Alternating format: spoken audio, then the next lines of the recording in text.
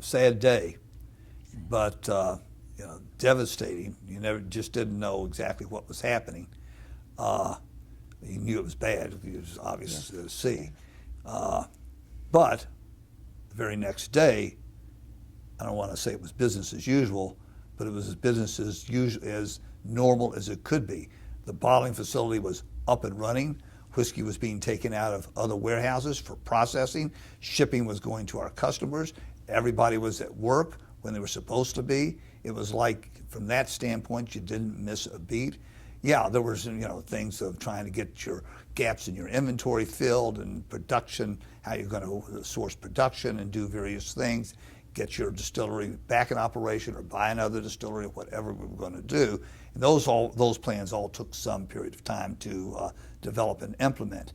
But when you have a big catastrophe like that, you say, oh my goodness, are we going to be able to survive this kind of thing? But it turns out that really wasn't even an issue. I mean, that was, it was the support from our family of Heaven Hill employees was almost unbelievable. And we're going to do anything we can do to make sure that operations are as normal as they possibly can be. And while that was a momentary setback, it was certainly something that we overcame in a fairly easy style over a period of some years. I mean, this is an unusual industry. There's not that many Kentucky bourbon producers. And we may kill each other to sell that last bottle in XYZ store in a lower part of town somewhere, wherever it might be, around the country, around the world. But when there's a problem for an individual member or for the industry collectively, this is an industry that works together as really to help solve both industry problems or maybe even a specific company problem.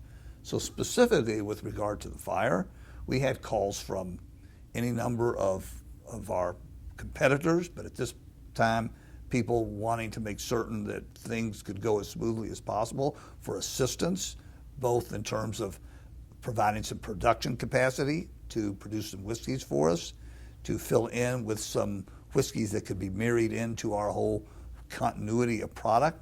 So this was a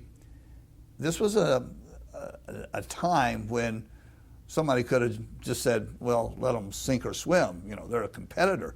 But it just shows how remarkably close this industry is when, as we would say, the ox is in the ditch.